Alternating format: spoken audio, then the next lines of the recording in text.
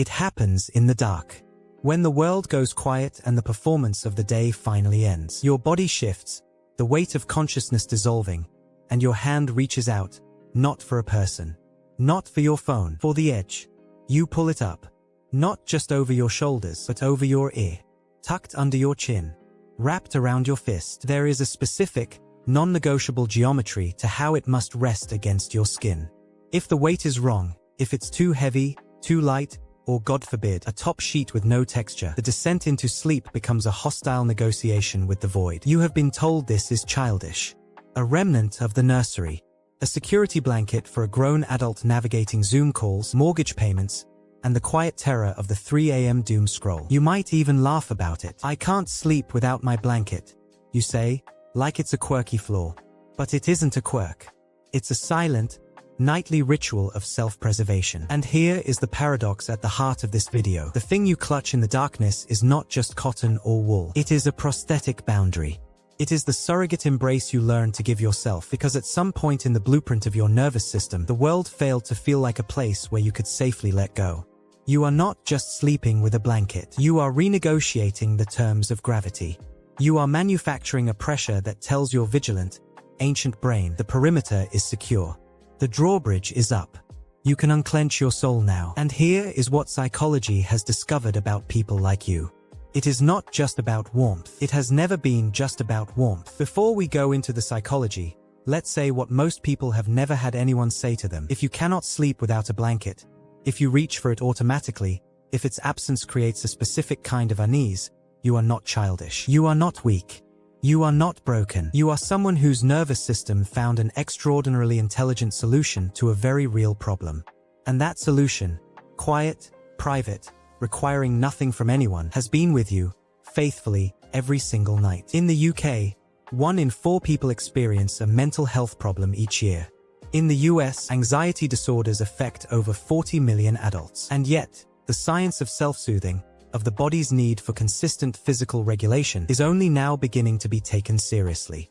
But your nervous system knew long before the research did. Now let's go beneath the surface. The first concept, transitional objects. The British pediatrician and psychoanalyst Donald Winnicott introduced this term in the 1950s, and his work remains foundational in developmental psychology on both sides of the Atlantic. Winnicott observed that children, as they begin separating from their primary caregiver, often attach to an object, a blanket, a stuffed animal, a piece of cloth that serves as a symbolic substitute for comfort. He called these transitional objects because they occupy the psychological space between the child's inner world and the external world, between needing someone and learning to be alone. The critical insight, the one that changes everything, is this. When caregiving is consistent, warm, and attuned, the child gradually internalizes that comfort. They carry it inside them.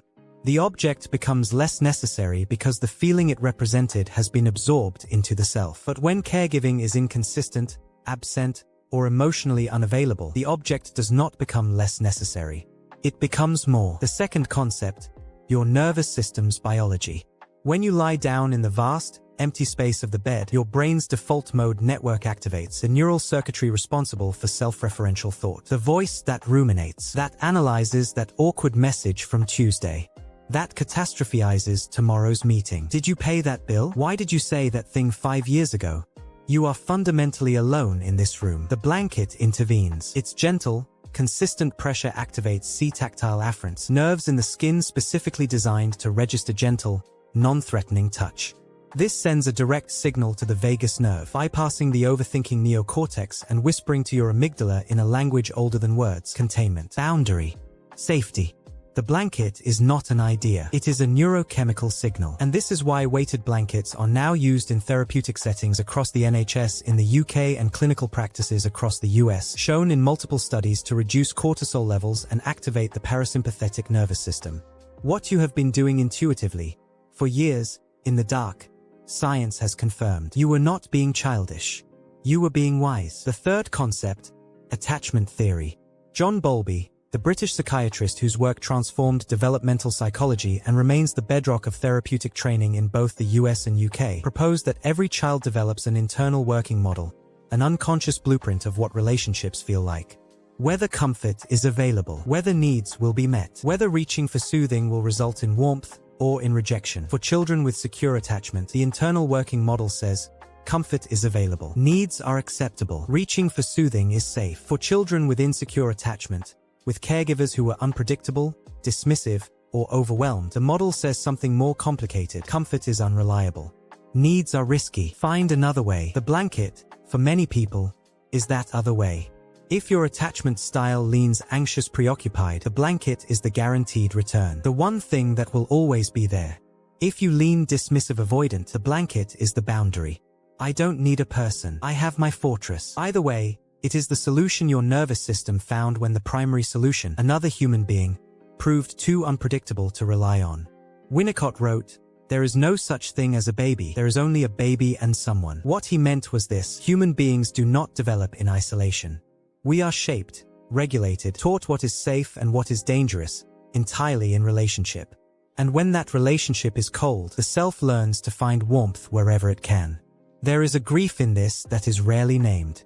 It is the grief of the child who stopped reaching, not because they stopped needing, but because reaching had stopped working. Who learned, through repetition, through the specific emotional temperature of their earliest environment, that comfort was not reliably available from the people who were supposed to provide it. And so they became, out of necessity, out of extraordinary adaptive intelligence, self-soothers. Children who learned to regulate themselves in the dark, quietly, without asking for help. Adults who still do.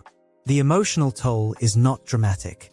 It is subtle. It is the sacrifice of porousness for impenetrability. You have learned to find peace only in a state of containment.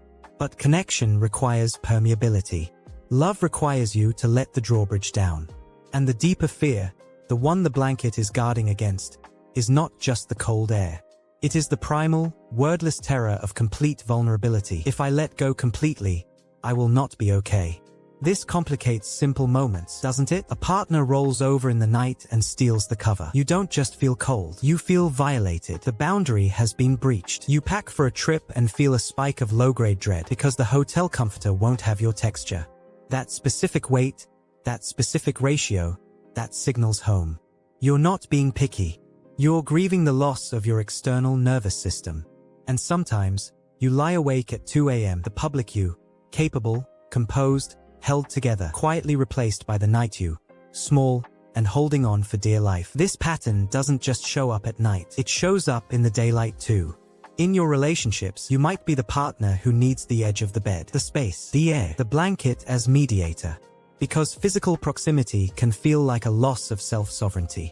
In your career, you might be the indispensable one, the person who replies to emails at 11:45 p.m., who feels that if you stop holding the weight, the project, the team, the burden, everything will unravel. Exactly like letting go of the blanket. In your self-worth, your value is tied to your ability to self-soothe without bothering others. You say "I'm fine" while your hand searches, quietly and automatically, for the corner of the duvet in the dark. And in your emotional regulation, when stressed, your instinct isn't to call a friend. It's to cocoon, to pull the covers up, to disappear into texture and weight and the one silence that has never let you down. But here is what matters most. These are not personality traits. They are survival strategies. Brilliant, adaptive, once necessary strategies that a developing nervous system constructed in response to a real environment. And the beginning of understanding them, of gently, compassionately releasing their grip, is not shame. It is witnessing, seeing your own patterns, the blanket, the self-sufficiency, the difficulty receiving, not as flaws to be corrected, but as evidence of how resourceful you have always been. So where do we go from this moonlit reckoning? The goal is not to rip the bandage off. The goal is to integrate the wound. Healing does not mean sleeping in a cold, empty bed like some kind of sensory deprivation monk. It means reparenting your nervous system. Step 1. Somatic titration. Before sleep, allow yourself 60 seconds of lying without the blanket pulled tight. Just let the air touch your arms. Notice the urge to grab it. Breathe into that urge. And say, to the part of you that reaches in the dark, I am here. I am holding you now. This is inner child reparenting in its most literal, physical form. You are becoming the safe container you have been borrowing from cotton. Step 2. Shadow work. Ask yourself one question in the dark. What am I afraid will happen if I let go? Listen without judgment. The answer is often, I will float away. I will be alone. I will be seen. Acknowledge that fear. Nod to it. Then remind that exiled part of you, you are in an adult body now. You have the resources to handle what comes. You are safe to be UN-contained, just for a moment. Step 3. Choosing softness over survival mode. You have used the blanket as armor. Can you begin to use it as pleasure? Can you notice the texture, not as a duty of security, but as a gift of softness? This is the difference between survival mode, clinging, and thriving, receiving. As trauma expert Bessel van der Kolk wrote, the body keeps the score, but the body also keeps the remedy. And sometimes the remedy begins with a piece of fabric. You were not broken for needing comfort. You were not weak for finding it where you could. You were someone who needed to feel safe in a world that did not always provide it. And the blanket was there. When nothing else was. When no one else was. Or couldn't be. Or didn't know how to be. Honor that. Honor the child who figured it out. Honor the adult who still knows how to find their way to calm. And then, slowly, gently, in the relationships that have earned it, begin to practice letting another person be part of that. Not instead of the blanket. Alongside it. Because the goal was never to need less. The goal was never to become someone who does not require comfort. The goal is to become whole enough to receive it. From yourself. And from others. Without shame. If this reached you somewhere quiet, somewhere you don't usually let things reach, stay with that feeling. It's telling you something true. Drop a comment, tell me what you felt. Share this with someone who self-soothes quietly, who carries their need for comfort privately, who has never been told that what they were doing was not weakness, but wisdom. Subscribe to Psychology Space because the most important things are the ones that find you when you are finally ready to hear them. Because the most important journey you will ever take is inward.